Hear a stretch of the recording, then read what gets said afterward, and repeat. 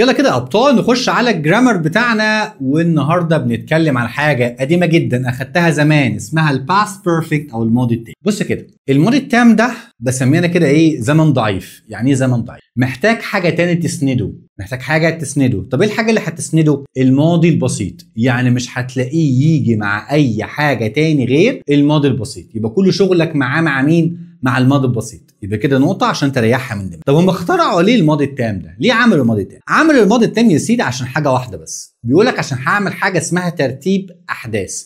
يعني ايه؟ انت عملت حاجه في الاول وبعدها بشويه رحت عملت حاجه تاني، يبقى بعد ما خلصت ده رحت عملت حاجه تاني بعدها، وفي فرق زمني شويه ما بين الاثنين. يعني عاوز اقول انا بعد ما وصلت اكلت، يبقى after I had arrived I ate. يبقى انت بمجرد بس بتعمل ايه؟ ترتيب احداث بس مش اكتر. شكله عامل ازاي؟ زي ما كنا عارفين بيجي طبعا مع هاد وبعدها ايه؟ الشكل الثالث من الفيرب او الثيرد. تيجي تعملها نيجاتيف ماشي هادنت، تيجي تعملها كويستشن تجيب هاد وبعد كده السبجكت وبعد كده الثيرد فورم اوف ذا فيرب. كل الكلام ده سهل جدا وعارفينه، اخدناه زمان. حلو. تيجي تعملها في المجهول فانت بتجيب حاجه اسمها هاد بين وبعد كده تجيب ايه؟ الثيرد فورم اوف ذا فيرب. يعني مثلا نقول لك ايه؟ I didn't join the meeting. بص كده دايما زي ما اتفقنا كده هيجي معاها ايه؟ الماضي البسيط. يبقى I didn't join the meeting because I hadn't been informed. انا ما حدش قال لي، ما تمش ايه؟ ما تمش ابلاغي. طب الاستخدامات بتاعته ايه؟ زي ما اتفقنا كده بيقول لك ان في حاجه حدثت واكتملت قبل حدوث حدث. يبقى انت بتعمل حاجه ايه؟ ترتيب احداث ليس الا. هو كل شغلته ان هو بيرتب بس احداث الحاجه اللي حصلت فين؟ الحاجه اللي حصلت في الاول وبعديها حاجه حصلت تاني ايه؟ حاجه حصلت تاني بعديها. في بعض الروابط او الكونجنكشنز اللي انا بستخدمها مع الماضي البسيط والتاني بيكون ايه؟ الماضي التام معايا. يبقى زي ما اتفقنا كده ماضي تام وماضي ايه؟ وماضي بسيط. في بعض الروابط يا ابطال بستخدمهم مع الماضي التام والماضي البسيط معايا. ايه هما؟ after, as soon as, when, once وبيكوز. كل الكلام ده بيجي بعديه ماضي تام يعني الحاجه اللي حصلت في الاول، وبعديها ماضي بسيط يعني الحاجه اللي حصلت بعد كده. سواء اذا كان ده جاي في الاول اهو تحط كوما وبعد كده تجيب الماضي البسيط بتاعك. طب لا انا هجيب الماضي البسيط في الاول عادي مفيش مشكله خالص. يعني مثلا بيقول لك ايه؟ when I had arrived at the station the train left I caught it. يبقى انا وصلت وبعد كده راح القطر اتحرك. طب لو كان حصل العكس when I arrived the station the train had left يبقى انا كده ما كنت لحقتوش. I came home after يبقى ده I came ماضي بسيط اهي جت في الاول اهي had eaten. ليه انا عملت كده؟ لان في ناس مفكره بتحفظ كده دايما بتقول لك ايه؟ الحاجه اللي حصلت في الاول يبقى هي اللي جت في الاول. لا مش شرط، عادي. ايه المشكله؟ ما هو I went I came جت في الاول اهي وبعد كده راحت ايه؟ ادي الحدث ايه؟ اللي جه بعد كده. بس هو ده طبعا ده لو جينا رتبناهم يبقى ده الحدث الاولاني اما ده الحدث الثاني. يبقى الحدث الثاني دايما بيكون ماضي بسيط زي ما اتفقنا، والحدث الاولاني بيكون ماضي تام سواء اذا كان اتقال في الاول او اتقال فين؟ في الجمله الثانيه عادي جدا. طيب بص كده احنا في كلمه ثانيه اسمها before that وباي then بتيجي بعديهم ماضي تام وبعديها ماضي بسيط او قبلها ماضي بسيط. بص كده يا ابطال، في ناس دايما مفكره ان كلمه before خدناها زمان يا مستر، عارف بيجي بعديها ماضي بسيط، بيجي بعديها الماضي البسيط والجمله الثانيه بتكون الماضي التام. حلو جدا ومش هقول لك غلط، بس بص كده دي before that قبل كده. يبقى انا قبل ده يبقى في حاجه حصلت الاول، يبقى لما حصل في الاول يبقى في ايه؟ يبقى فيها ماضي تام. وبرضه نفس الفكره بتاعت باي ذن بعديها او يعني قبلها كان ايه اللي حصل ده اهو I got to the cinema by 8. حلو، وصلت السينما الساعه 8. by then the movie بس قبل كده كان الموفي كان ايه؟ ده الفيلم كان ابتدى. نقطه كنت لسه بقولها لك من شويه ان كلمه before by the time when دول ايه؟ بيجي بعديهم الماضي البسيط وبعد كده الماضي التام. ايه ده يا مستر؟ انت لسه قايل لي ان كلمه وين بيجي بعديها ماضي تام وبعد كده ماضي بسيط. بص كده يا ابطال، كلمه وين دي عامله زي الملح كده في الاكل، منين ما تحطها تشتغل. تحط بعديها ماضي بسيط وبعد كده ماضي تام ماشي، تحط بعديها ماضي تام وبعد كده ماضي بسيط ما تقولكش حاجه، تحطها مع باست كونتينيوس ماضي مستمر ماشي، تحطها مع ماضي بسيط تمام مش هتقولك حاجه خالص. يعني شغاله ما فيش اي حاجه خالص. when I arrived at the station the train had left يبقى القطر مشي وبعد كده رحت انا وصلت يبقى انا ما لحقتوش. My family had eaten dinner اكلوا الاكل غدا before I came home يعني اكلوا الاكل كله وسابوني من غير اكل. يبقى كده وصل للبيت كانوا هما ايه؟ طيب بص كده من شويه برضو نفس الفكره كنا عاملاها من شويه، ان عارف ان كلمه after لوحدها بيجي بعدها الماضي التاني صح؟ اما after that لا ده هتعكس، هيجي بعديها الماضي البسيط. يبقى خد بالك من التركات دي عشان ما تحفظش لما تلاقي كلمه after حط بعدها ماضي تام ركز لا هي after ولا after that، هل هي before ولا before that عشان تعرف تختار كويس. يعني مثلا يقول لك ايه they had discussed all the details. they had discussed. after that بعد كده they made a decision. احنا مش اتفقنا وقلنا ان الماضي التام اللي حصل في الاول والماضي البسيط اللي حصل بعديه صح؟ بس كده يبقى انت ايه؟ فكر ما تحفظش. تعال نشوف اللي بعدها.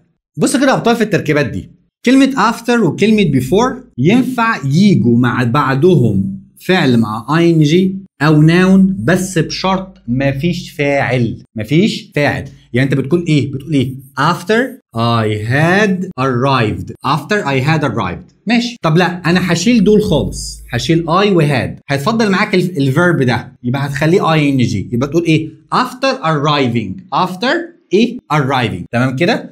طيب ايه تاني؟ ممكن تجيبها يبقى دي كده في حاله الاكتف، حاله المبني للمعلوم. طب لو عايز اجيبها في حاله الباسيف المبني للمجهول اهو had after.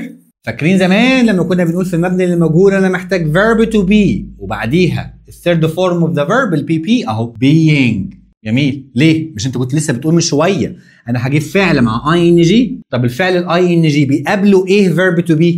ده بيقابله كلمه being. يبقى after being ايه وبعديها الشكل الثالث من الفيرب بتاعك. before نفس الفكره برضو ايه being والثيرد فورم اوف ذا فيرب. طب يا مستر ايه كلمه having اللي انت سايبها من شويه؟ بص يا ابطال كلمه having تنفع تيجي مع الماضي التام وبتساوي كلمه after. على فكره بتساوي كلمه ايه؟ بتساوي كلمه after. بس هنا مش هتحط بعديها فعل مع ing. انت مش having اخرها ing ما تحطش اتنين ing مع بعض. طب هجيب ايه؟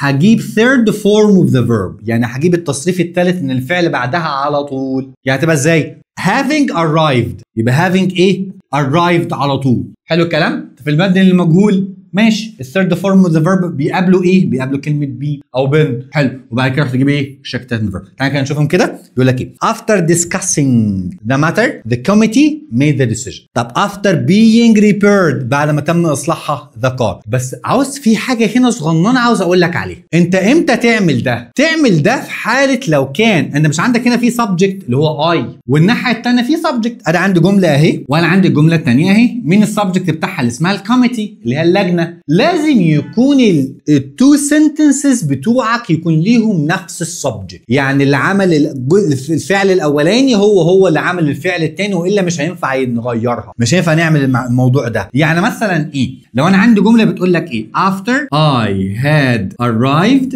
my dad مثلا slept. حلو. هل ينفع اغير انا هنا؟ يعني هل ينفع اقول after arriving؟ قال لك لا. ليه؟ قال لك عشان هنا السبجكت بتاعي مختلف. هنا I اما هنا my dad. ما ينفعش. يبقى هنا لازم اكتبها جمله كامله. اما لو كانت هنا مثلا I slept يبقى I هنا هي بتاعت I هنا يبقى كده صح تمشي معاك. يبقى after arriving I slept يبقى كده بقت صح. تلاحظ اهو discussing مين اللي كان بيتناقش في الموضوع؟ اللجنه. being repaired مين اللي كانت بتتصلح؟ العربيه. having received the invitation he started هو مين اللي استلم الانفيتيشن؟ مين اللي استلم الدعوه؟ he. having been promoted بعد ما اترقى the employee مين اللي اترقى؟ الموظف. فهمت الفكره؟ واضحه؟ خش على بعدها. في رابط مهم جدا جدا يا ابطال اسمه till او until. till و until معناها حتى دي في الغالب بيجي قبليها ماضي بسيط منفي وبعديها ماضي تام. ماضي بسيط منفي وبعديها ماضي تام. يعني I didn't start cooking until I had gone shopping. طب حلو. طب انت ليه يا مستر بتقول لي غالبا؟ لان لو جه ماضي بسيط مثبت الثانيه هتيجي ماضي بسيط برضو. يعني I waited مثلا هتقول ايه؟ I waited till he arrived. يبقى انت جبت الاثنين ايه؟ يبقى جبت الاثنين ماضي بسيط. يبقى عشان هنا قال لك ايه؟ تجيب قبلها ماضي بسيط منفي يبقى هات بعديها ماضي تاني. جبت قبلها ماضي بسيط مثبت يبقى هات برضو بعدها ماضي بسيط. سهله؟ حلوه. ايه تاني يا ابطال من ضمن الروابط مع الماضي البسيط حاجه اسمها it was not only when. it was not until. عاوزك تركز كده في ثلاث حاجات جايين. دي اول واحده it was only when. it was not until. خلي بالك من الاثبات والنفي. حلو. هات ماضي تام وهات لازم بعديها رابط اسمه that وهات بعد كده الماضي البسيط بتاعك. يبقى تاخد بالك من التركيبه دي. بيقول لك ايه؟ it was only when. it wasn't until. هات ماضي تام هات كلمه that هات بعديها ماضي بسيط. هات جمله it was only when he had finished his homework that he played video games. it wasn't until the cake had cooked that she began to decorate.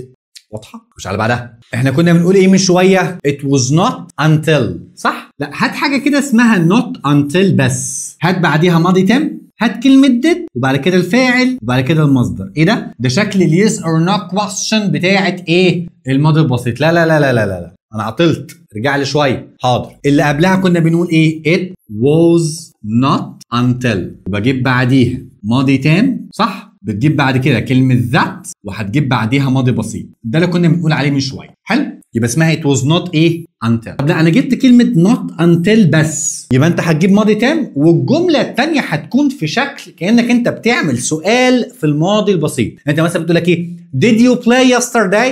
did you play yesterday؟ كأنك بتعمل السؤال ده بالظبط. يبقى اهو not until the guests had left. not until اهي the guests had left ادي الماضي التام اهو. did we start؟ يبقى انت كده عملت ايه؟ كأنك بتعملها ايه؟ كأنك بتعملها سؤال. طيب في ايه تاني شبهها؟ كلمة ايه؟ only when.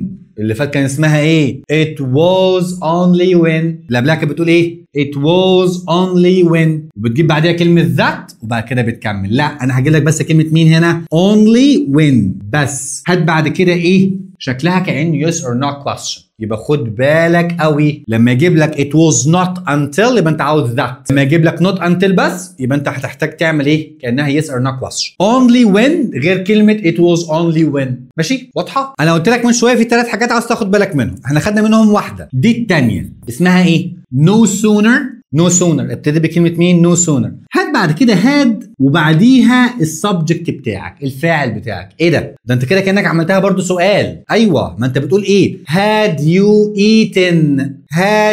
eaten before you came home؟ ده كده جبت had وجبت بعد كده الفاعل وجبت بعد كده ايه؟ الشكل الثالث من الفيرب. يبقى كأنك بتعمل yes or no question. هنا انت بتستخدمها برضو زي كده، بس امتى؟ لما تيجي تبدأ بكلمة اسمها no sooner. يبقى no sooner هات بعديها had third form of the verb. احنا كنا بنقول ايه من شوية مع كلمة it was only والكلمة بتاعت it was not until؟ كنا بنقول كلمة اسمها that. شاطر انك انت لسه فاكر. هنا بقى هنقول معاهم كلمة اسمها than مش then عشان هتعك عليه في الامتحان. يبقى اسمها ايه؟ اسمها than، وهات بعد كده الماضي البسيط بتاعك.